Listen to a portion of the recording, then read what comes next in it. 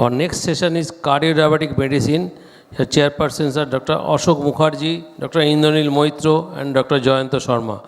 May I request our chairperson to take the dais. Good morning, everybody. Actually, we are running late. Actually, I am honored and thankful to the organizers for inviting me as a chairperson in this scientific feast.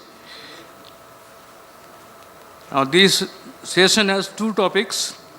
One is non-invasive evaluation of diabetic heart disease, and another is fixed dose combinations in diabetes, how effective. The first speaker will be Dr. E. Prabhu. Let me introduce. Dr. E. Prabhu is distinguished member, API, International Advisory Board member, 24, 25th and 26th edition of Hutchinson's Clinical Methods, President, Society of Nuclear Medicine, Southern Chapter, State Medical Coordinator, Satyasai Organizations, Tamil Nadu State. He is Head, Institute of Nuclear Imaging and Molecular Medicine and Institute of Advanced Research in Health Sciences, Tamil Nadu Government, Multi-Super Specialty Hospital, Chennai. Actually, my previous speaker, Dr. Amar Banerjee, has already told regarding the vascular burden in diabetes mellitus, and regarding non-invasive evaluation, there are so many modalities. Apart from ECG, echo, there are exercise, stress testing, then your carotid intima media thickness, coronary artery calcium, cardiac tomo and angio, radionuclide imaging and cardiac MRI, and so forth, so on and so forth, for re-stratification or stratification of cardiovascular burden and diabetic cardiovascular disease. With this, it is over to you, Dr. E. Prabhu, sir, for your deliberation. Most respected chairperson, thank you, sir, for the nice introduction. And most respected senior members of the Association of Physicians of India West Bengal chapter, which has traditionally been the mecca of clinical medicine, and also the founding fathers of the Global Cardio-Diabetes Conclave and Indo-Global Cardio-Diabetic Academy. I consider this as a special privilege for being invited and giving me an opportunity to speak in front of you. In fact, these are some of the thoughts which I would like to share about the non-invasive evaluation of diabetic heart disease. A warm greetings from my department at the Tamil Nadu Government Multi-Super Specialty Hospital from my staff. And these are some of the points which we already know of. Professor A.K. Banerjee, in his elegant oration, he has stressed upon the rising trends of the prevalence of diabetes, especially the type 1 and type 2 diabetes. We can optimistically think that it is predominant, possibly due to the advancements in the investigations and the management strategies. The statistics often say that number of diabetes are increasing, but then the people are living longer. And diabetes is always increased with twofold increase in coronary artery disease. And in the combination of stroke, it is fourfold increase. Early diagnosis is very important. Even in the because of the various comorbidities, we should be able to identify the subclinical stage itself. And we have seen that the invasive coronary angiography still remains the gold standard. We can see a resolution of about 0.2 millimeter thickness. There are other amazing strategies we'll be discussing about, which will be giving their own complementary information about the management of diabetic heart disease. So what is diabetic heart disease? It indicates that it is a presence of an abnormal myocardial structure and function. If there is abnormal myocardial structure and function in the absence of the usual risk factors like atherosclerosis, hypertension, valvular heart disease, dyslipidemia, obesity, all these things are absent, still the myocardial abnormality is persistent. And it is more common in women. It is 5 times more common in women than in men, and it is predominantly subclinical. And there are multiple metabolic pathways that are involved, which ultimately first leads to diastolic heart failure, then it leads to systolic heart failure. There are various pathophysiological processes involved.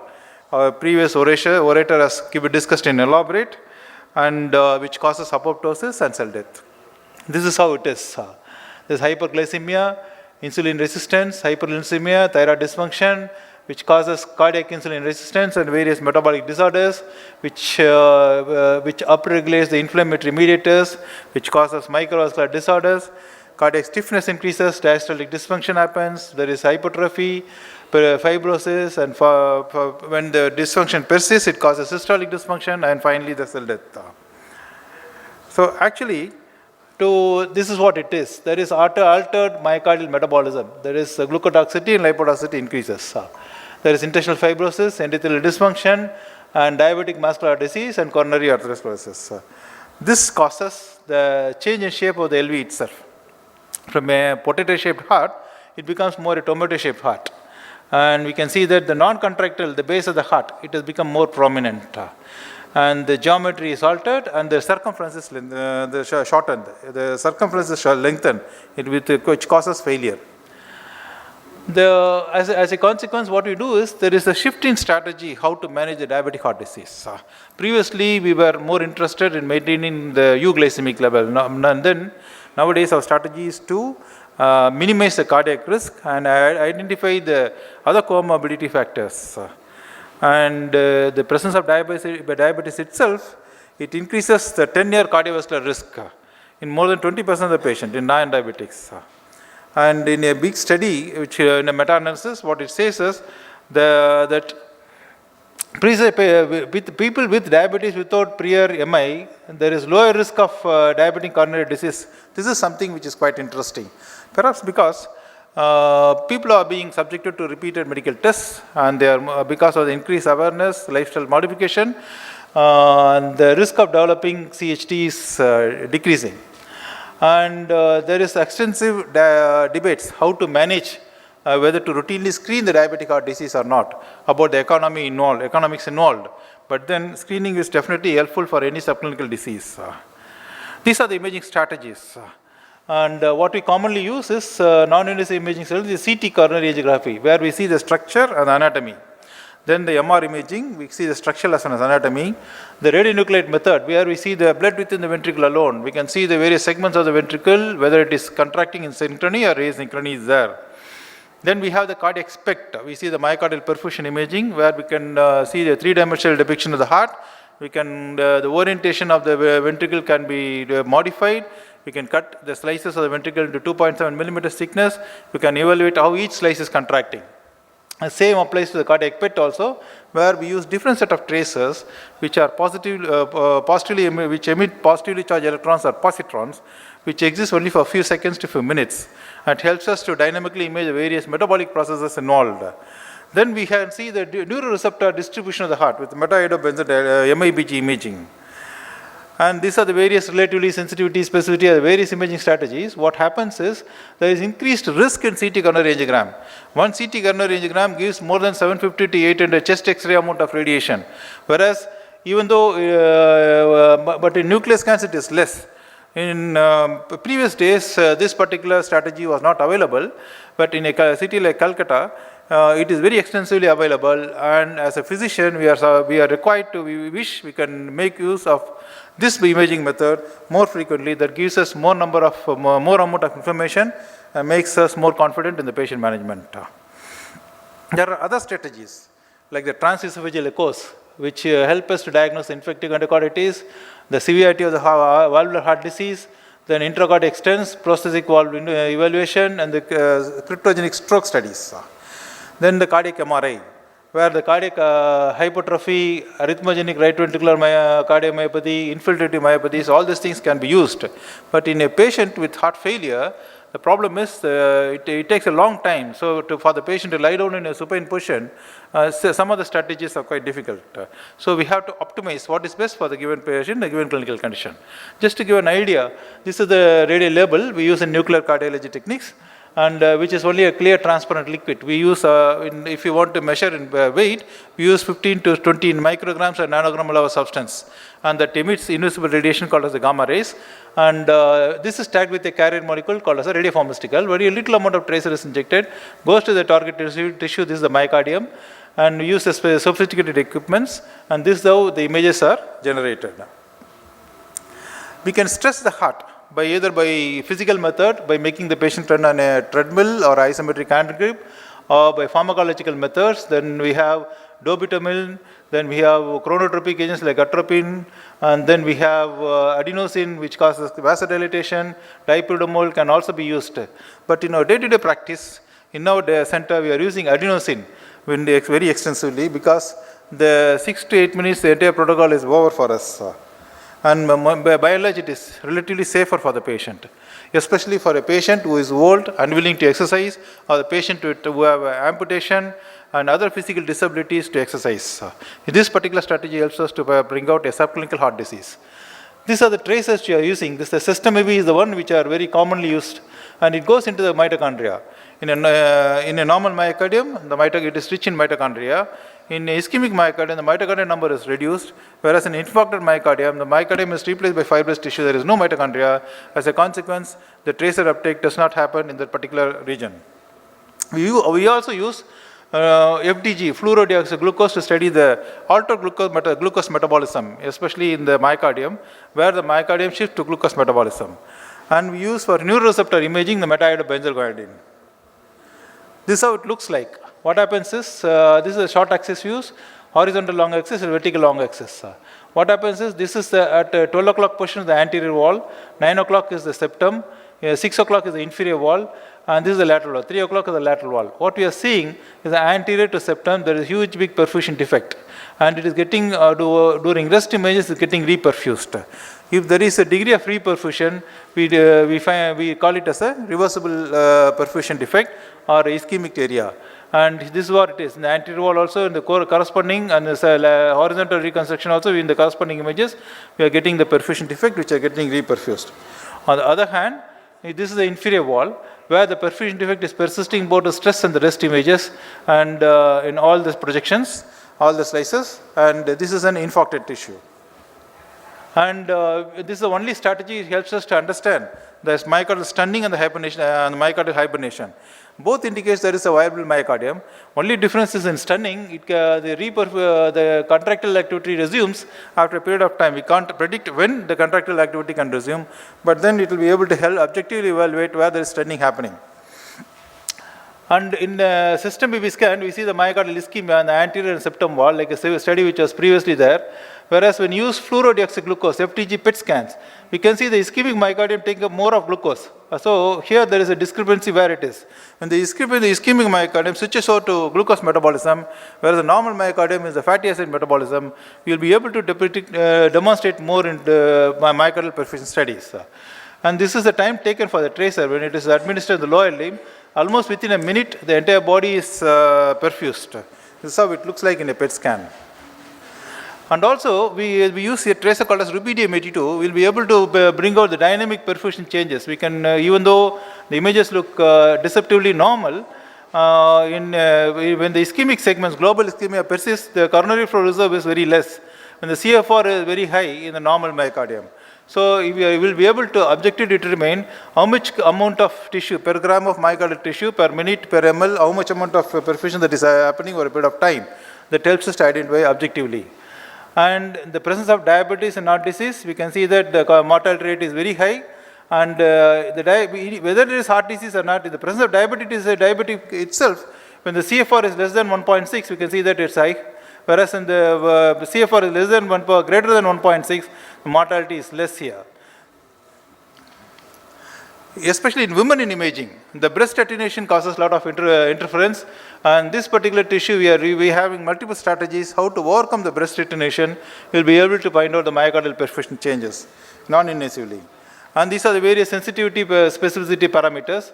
And what we see is the routine SPECT images, the sensitivity and specificity high, and the PET images, the specificity high, which means that if the test is normal, it virtually rules out coronary artery disease and diabetic heart disease in a woman.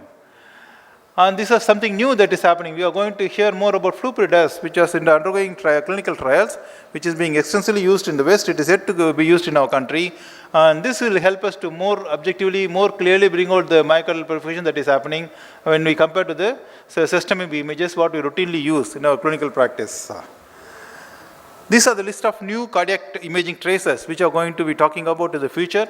We will be talking about in acute coronary syndromes, we will be using the FDG, fluorine oxide labeled FDG, that brings out the ischemic myocardium. and then which binds with the mitochondrial transporter G180, then pentoxifer, dotatate, all these things can be seen.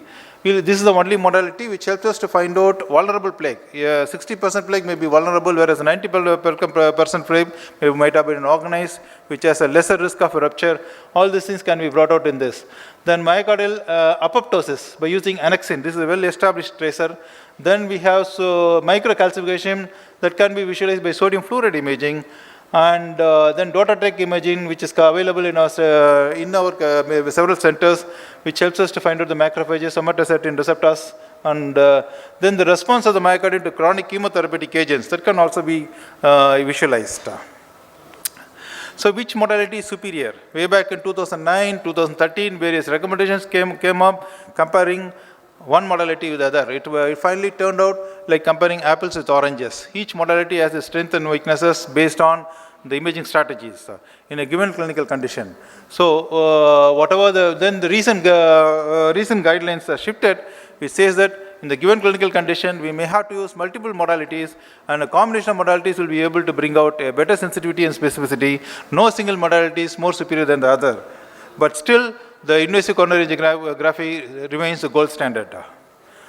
These are the various strategies which are helpful for revascularization, understanding the revascularization of the myocardium, whether the presence of magnitude of stress-induced ischemia, cellular dehydration of the viable myocardium, the degree of LV modeling, timing and success of the revascularization procedure, adequacy of the target coronary vessels. This is what our previous speaker has been discussing in elaboration.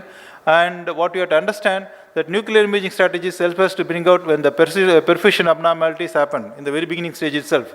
When the diastolic dysfunction persists, then echocardiography and MRI steps in, followed by systolic dysfunction, then the ECG changes, then clinically the angina manifests. So long before it can clinically get manifested, this strategy helps us to bring out the diabetic heart disease. Then whether PCI or CABG, whatever it is, we have evidences which say that definitely both the strategies help in the improvement of the quality of life. And also, the patient with non-fatal MI, we prefer optimum medical management because extensive interventions may further decrease the quality of life. This is to work out a strategy how to go about it. When you do a nuclear perfusion study, when the EF is more than 30%, if the sum difference score is less than 2, then we go for optimum medical management.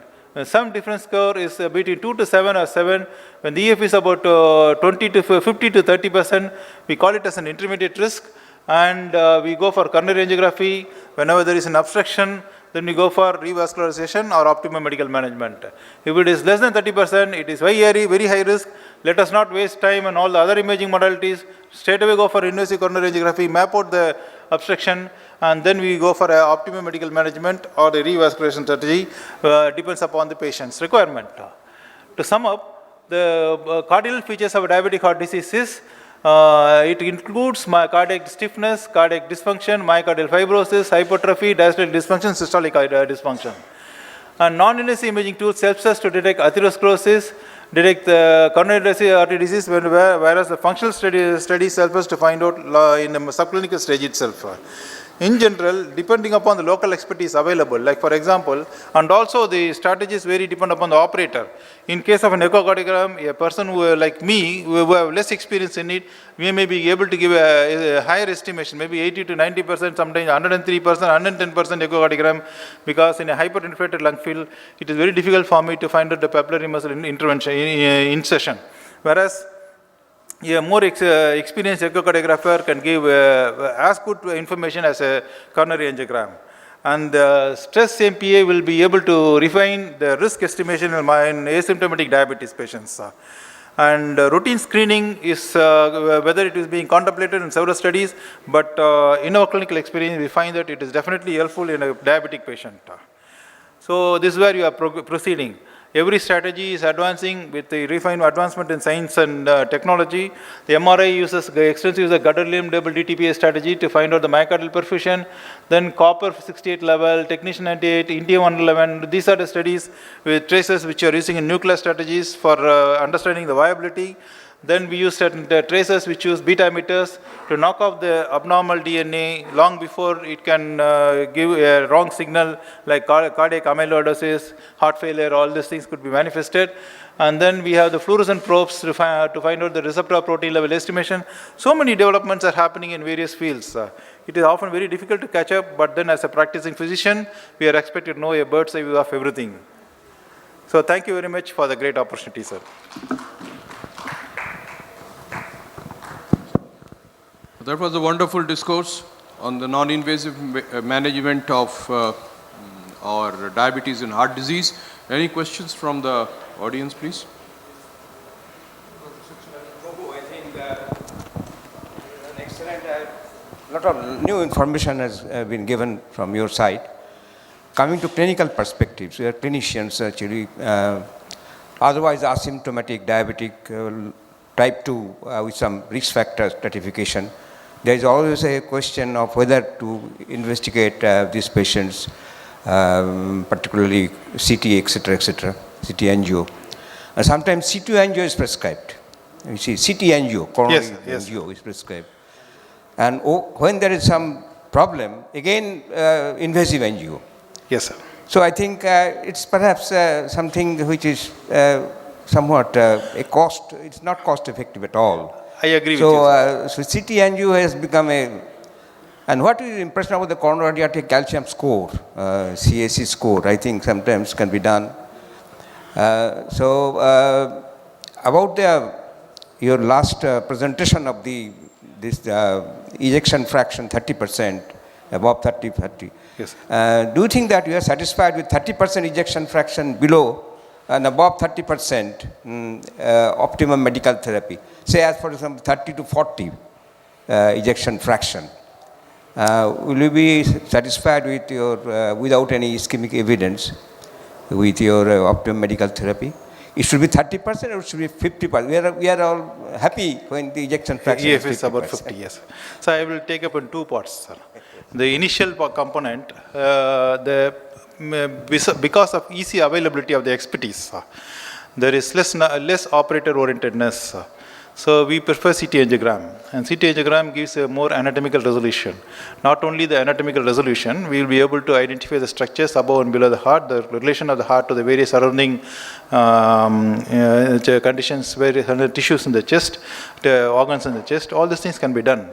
That what really happens in the presence of a heart failure, we forget about the degree of perfusion that is happening in the kidneys. We forget to monitor the EGF for estimation, the raising serum creatinine levels, and we inject a dye which is about 70 to 130 ml. It really challenges the kidney function. It further deteriorates the renal function. Then, having found out there is a low venal obstruction, then we have to map out which coronary arteries are more severely blocked and where exactly the block is. Then we prefer in a coronary angiogram. We have to inject a little more amount of dye, and which still further deteriorates the renal function. So I feel that CT angio as a strategy for evaluation in patients who has developed symptoms and other comorbidities, it is not really acceptable. In a patient who has come for a routine screening in asymptomatic patients, considering other biochemical parameters are quite normal, CT angiogram can be done. But then what we are really concerned with the amount of radiation exposure, especially with women, when they are exposed to intense amount of radiation, the breast tissue gets exposed. In fact, when we were discussing the other day with our AERB officials, they are alarmed in the sense the CT angiogram gives almost more than 750, 800 times the chest X-ray amount of radiation. Despite of several technologies that are developed, what happens is instead of taking continuous X-ray emission, they go for intermittent X-rays. In a fraction of a second, multiple beams are shot. So the different radiation limiting strategies are being adopted. In spite of this, the radiation exposure for a patient remains high. And regarding the calcium scoring, the tissue calcification happens where there is persistence of ischemia, persistence of fibrosis, dystrophic calcification happens. So by the time the calcium scoring happens, the calcium deposits happens, the tissue damage is further, it has permanently set in beyond the revasculable, salvageable stage we have reached. Whereas in nuclear imaging, the degree of radiation is less. and we are able to find out we are trying to understand the pathology long before it can get clinically manifested, be long before an anatomical disease sets in. So this is wherever the technology is available, this has to be more extensively used because the physicians can be more confident about what they are handling. And in the second part of it, I would like to recapture, sir. What is the second? Ejection fraction, why 30%? It is purely arbitrary, sir. We have been receiving patients from the people who do a lot of they use this oxygen scavenging agents that oxymed hospitals, neomed hospitals, they are using a lot of patients, they are using a lot of scavengers, infusions and all. And we have been seeing patients who come with 15%, 23% EF, and they have been living for more than 5 years with the new method of management of heart failure. So in the recent American Heart Association, they are also under evaluation of whether such agents can be used for the management of chronic heart disease. So that is also under contemplation. But I really threw up an arbitrary figure regarding the 30%. For all practical purpose, especially in cancer chemotherapy therapy and all, we give large amount of dose till the EF is about 50%. The moment the EF reaches about 50%, we stop giving chemotherapeutic agents, cardiotoxic agents like adriamycin, and then we allow the patient to recoup. When the EF improves, then we will be giving that chemotherapy once again. Whereas this I put it deliberately because it is an arbitrarily defined figure, sir. Anything between 50 to 30, we just take it as an intermediate risk. Another short comment about your diabetic heart disease. Yes, sir. Particularly a lot of, I think, cardiomyopathy, diabetic cardiomyopathy. We are not finding this terminology, diabetic cardiomyopathy, in the textbooks.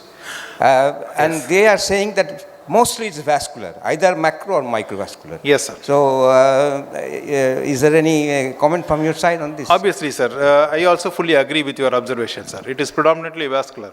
And also we are seeing increased incidence of sarcoid, cardiac sarcoid, especially in diabetic heart disease. Probably it is autoimmune also. That is. Thank you. Since we are running short of time, I would like to thank Dr. Prabhu for a wonderful presentation. And I'll hand over the mic to my co-chairman for the next speaker. Thank you, sir. Thank you, sir. Thank you for your excellent presentation. So our next speaker is Dr. S. Chandrasekhar. He is currently working as a professor of medicine, Kilpauk Medical College, South India. He is also the member-elect South Zone National API. He is also the treasurer of Tamil Nadu API. He is a dynamic personality, having invited speaker for various CMEs, regional and national conferences. He has presented and published more than 22 peer-reviewed papers in national and international conferences. And most importantly, and proud of us, he is also the recipient of Best Doctor Award in 2012 from the government of Tamil Nadu. So I am requesting and inviting Dr. S. Chandrasekhar to speak on the fixed dose combination in diabetes mellitus, how effective it is in clinical scenario. Thank you, Chairperson. Ladies and gentlemen, good morning to everyone. At the outset, I would like to thank the organizers for having me here. So after a colorful and extravagant talk by Dr. E. Prabhu, I'm going to bring out some of the simple facts which we already know about these fixed drug combinations. This is my flow of talk. So I'm going to talk some of the basic things like because the fixed drug combination drugs are the need of the hour, like we do have our patients on these, almost every other patients they'll be having these fixed drug combinations. So some of the insight into these fixed drug because there are a lot of things were happening in the recent past, particularly the government of India has banned some 344 drugs containing the fixed drug combinations. So after that there have been much talk about, much noise about these, the relevance of these FDCs in our clinical practice. So let me go through all these things briefly. the importance of tight glycemic control. So we all know that like it's understood that like aggressive glycemic control in type 2 diabetes patients leads not only leads to the improvement of the symptoms, but also it can have some good effect in the chronic complications. So we learned through the elegant study, that is a UKPDS study, so that has shown that like every 1% reduction in the HbA1c is converted into the reduced risk of developing all micro and macrovascular complications. So hence, like early aggressive and intensive glycemic control has shown to have some long-term effects which are lasting much beyond the duration of the intensive therapy, that we call it as metabolic memory or legacy effect. So thus, it makes sense to try and achieve tight glycemic control as early as possible in the natural history of the disease. So we had some nice lecture by Dr. A.K. Banerjee, and he has given us the algorithm. So let us do some quick recap on the guidelines which can be useful to treat our patients. Like patients with the entry-level HbA1c of less than 7.5, they should be initiated on monotherapy. So monotherapy, it can be started with metformin or GLP-1 receptor agonist or SGLT2 inhibitors or DPP4 inhibitors or TZDs or AGI or sulfonylurea. Depends on the patient's preference and other comorbid diseases. If the patient is not getting adequate control after 3 months, like they can be switched to the dual therapy, or if the entry-level HbA1c is between 7.5 to 9, they should be started on dual therapy. Again, they should be watched. So the metformin with some drugs like so either injectable or oral drug that can be combined, and they should be watched along with the lifestyle therapy. In a patient who is a young patient without much comorbidities, who will be are at risk of low risk of developing hypoglycemia, we can aim for a HbA1c of 6.5, and if the patient is having multiple comorbidities or at risk of developing a hypoglycemia, we should aim for a HbA1c more than 6.5. So this is another thing which Dr. A.K. Banerjee has already alluded. So we can choose our therapy, depends on the patient's comorbid. They're diabetic with atherosclerotic heart disease, diabetic with the CKD. In diabetics whom we don't want them to go for a hypoglycemia, or patients who wish they do not gain weight, or if it's a cost factor is also a constraint in treating such patients, like we do have some drugs. So this is the algorithm we do follow. The most of the guidelines, they reiterate the importance of the combination therapy. So what is this combination therapy? So it's we know that the diabetes is a condition where multiple pathophysiological factors are acting on so many things, like so many defects, like as Di Franco has put out, like the ominous octet, we do have so many elements that can contribute to the pathophysiology of type 2 diabetes, starting from insulin resistant, beta cell dysfunction, alpha cell dysfunction, GAT, incretin defect, expression of SGLT2 inhibitors, adipose tissue, brain.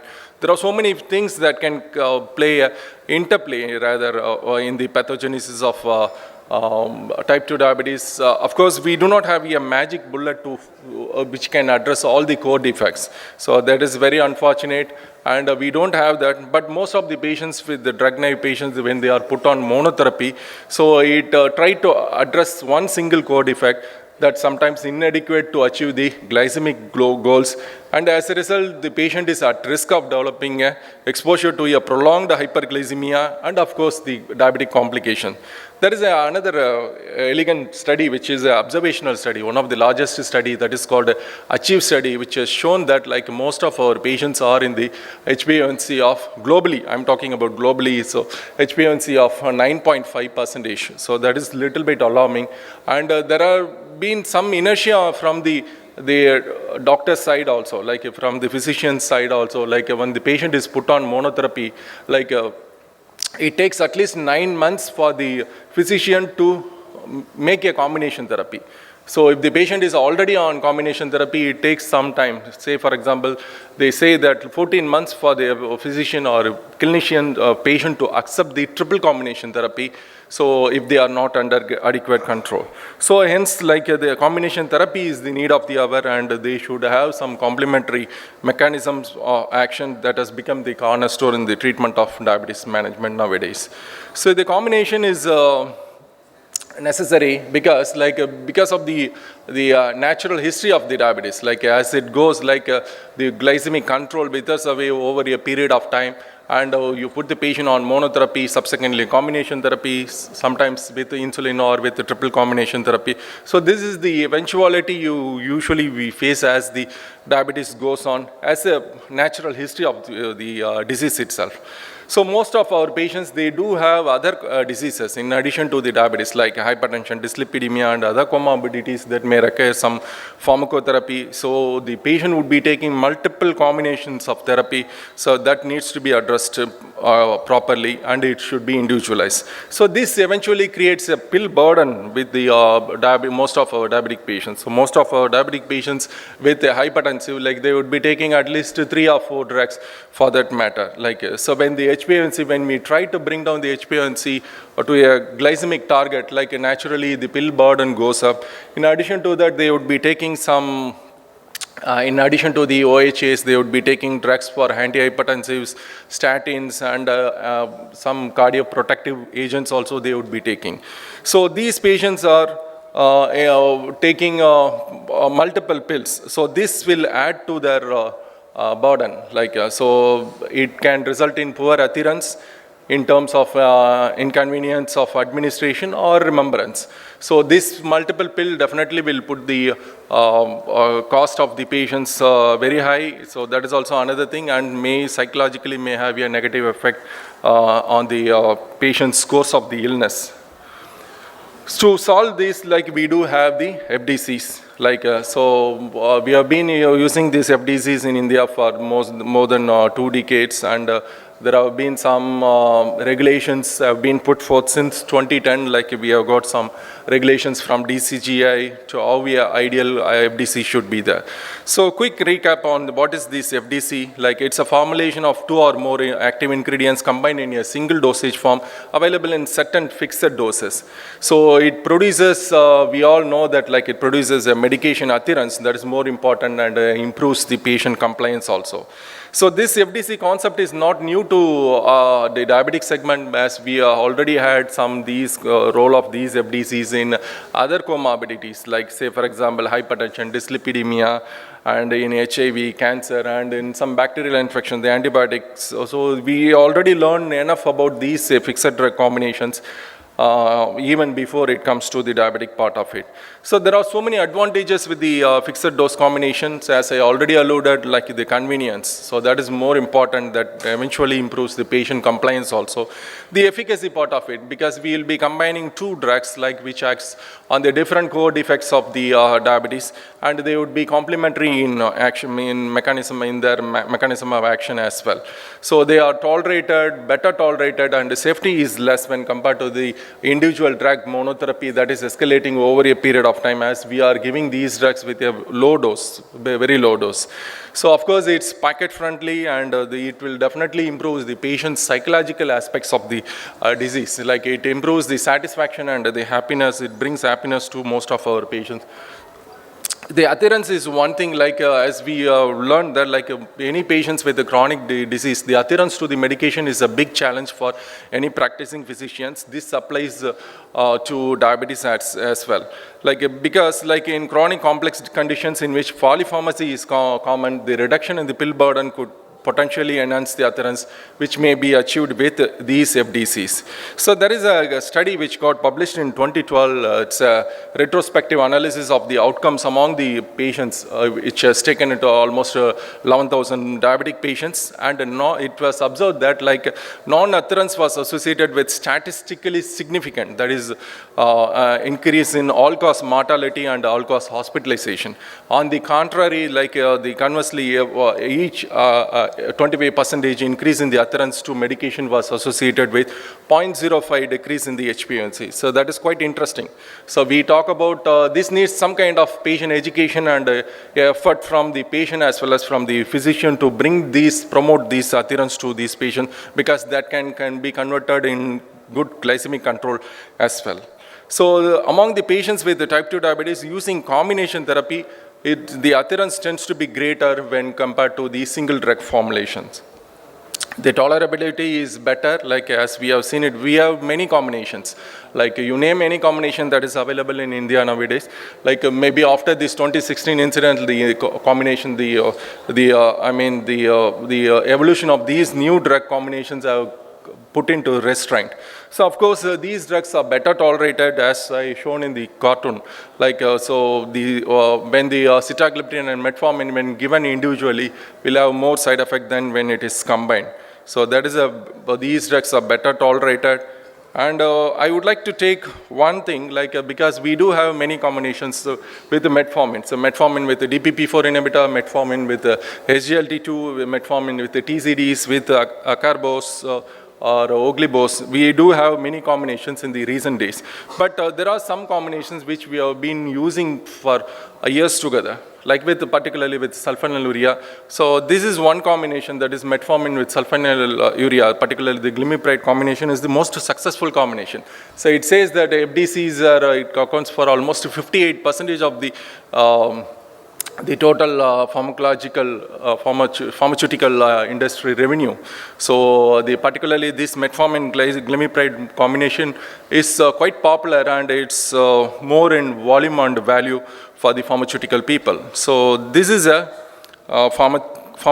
going to talk little bit about this combination glimepiride with metformin combination. So just to see how these things can gel with each other.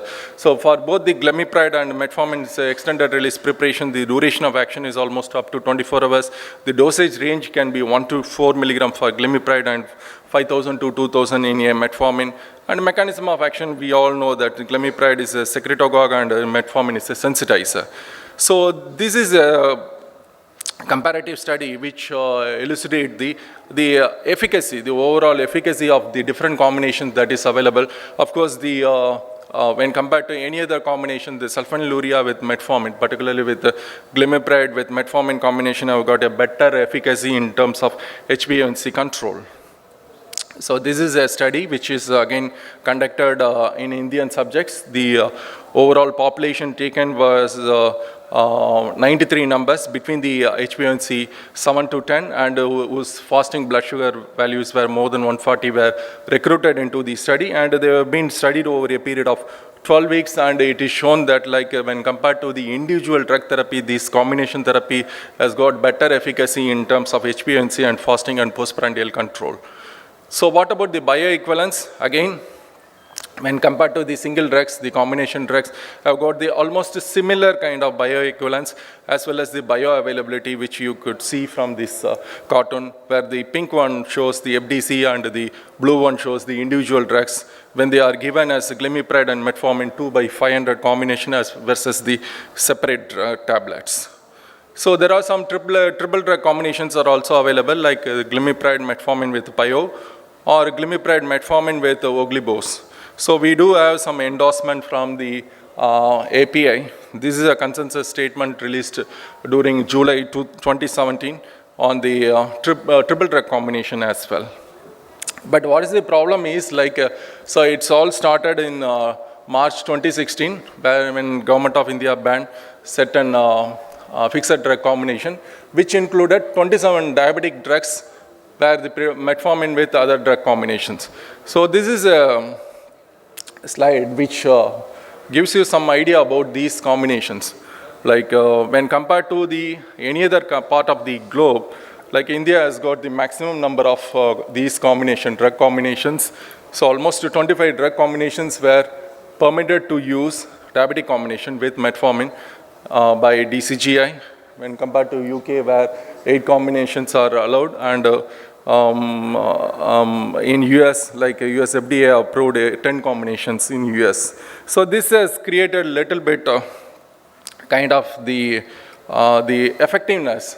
So of late we could see more and more number of inappropriate combinations and ineffective combinations, or rather irrational combinations were came into the market, and it was called for a public notification, and finally the government of India has banned all these combination of drugs, irrational combination, March 2016, but it got lifted. The ban was lifted in December 2016 again.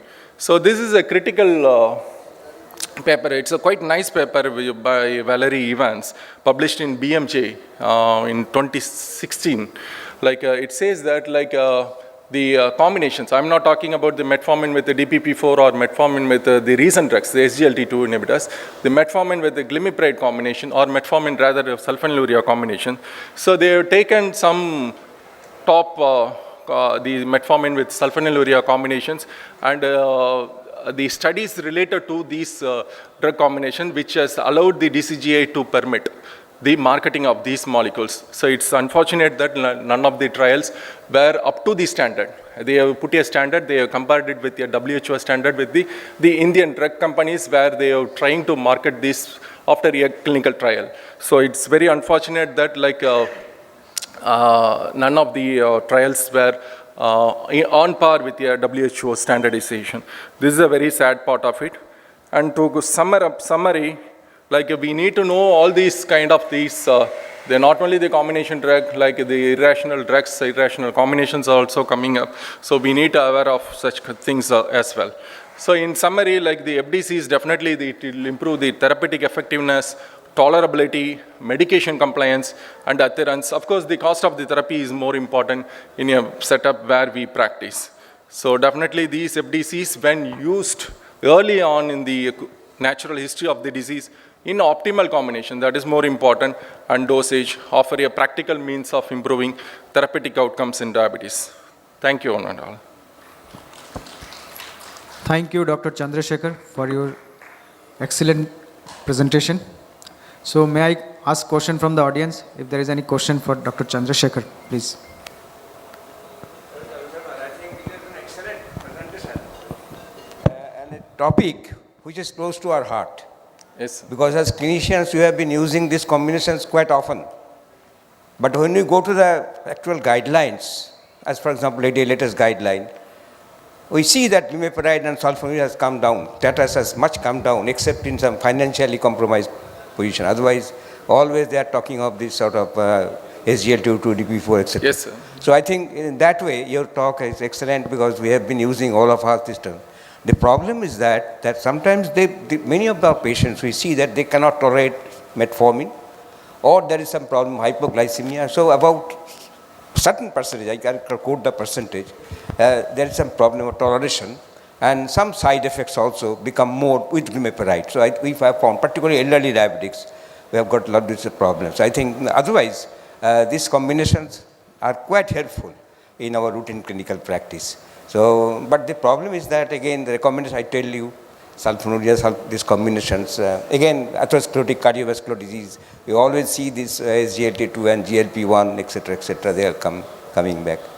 Yes, I do fully agree with your statement. So we do have more data on these FDCs, particularly with relevant to the recent drugs, DPP-4 inhibitor or SGLT2 inhibitor. But what about the drugs, the time-tested drug which we have been using it? That's why I brought the thing with metformin with sulfonylurea. Of course, we do have, as you already said, we do have many issues, particularly in a vulnerable population, when we use this fixed drug combination, because sometimes the adverse effects of one agent could compromise the efficacy of the other agent used, or we may find it difficult to uptitrate or downregulate these drugs. That is one big problem with these kind of thing. So I think another point also, which is not discussed, as for example, SGLT2 combinations. There's yes, this glucagon effect. I think that has added something. Yeah, yes, sir. So it does have some benefit. It's complementary to each other. Exactly. So that's why, because we have, I think in Chennai, where I come from, at least weekly thrice we listen to these combination drug and recent drugs. I hope most of you would have listened to all this kind of thing. So that's why I just trying to put something about these things. But of course the pioglitazone also, pioglitazone, the recommended dose is 15 milligram TDS. That is the thing. But we do use lot of these combination drug with 7.5. So that has made these research workers to go back and see why in India they have been using 7.5 when there is no recommendation or data to say that pioglitazone 7.5 is no longer is in clinical use. But in India they do have many combinations. So this has raised many issues, and with that, after that, it has triggered a cascade of events which has led to the DCGI to ban some drugs. Excuse me. What is your what's your take on triple drug fixed dose combinations and dual drug fixed dose combinations? Where do you see how they stand? Do the triple drugs really would stand the test of time? Yes, sir. That's why this I think so we have been using this dual combination. When the HbA1c is 7.5, we can use this thing. Of course, any patients with uncontrolled hyperglycemia, maybe HbA1c of more than 9 and above or 9.5, if they are not on control with a dual drug, we can switch over to the triple drug combination. Depends on the patients. We need to choose our patients. No, that's absolutely fine. That's what we are doing. But what do you see as the future of triple? Yeah, future, the triple drug combinations were not endorsed in many countries. So in US, there is no triple drug combinations. In most of the Europe countries, they do not have a triple drug combination. But we do have these triple drug combination, particularly after this 2016 incident. That was, if you could see that 2017 July, there was a consensus published in Journal of Physicians of India, JAPI. So it says that the triple drug combinations has got a value, so they coined a term glycemic pentad. Okay, we heard of glycemic triad, they coined the term glycemic pentad, and they're trying to promote these triple drug combinations. Of course, it could be a pharma-driven thing. Ultimately, the treating physician has to decide on these things, whether to use their triple drug combinations, on whom, how, and the dosage. Thank you. Thank you, Dr. Chandrasekhar. So we are closing this session, this cardio-diabetic medicines. Thank you, sir. Prior to completion of this session, may I request our chairperson to hand over the memento to our speaker, Dr. E. Prabhu and Dr. S. Chandrasekhar. And also may I request our professor, Dr. Arun Kumar Mujumdar, to hand over the memento to our chairperson.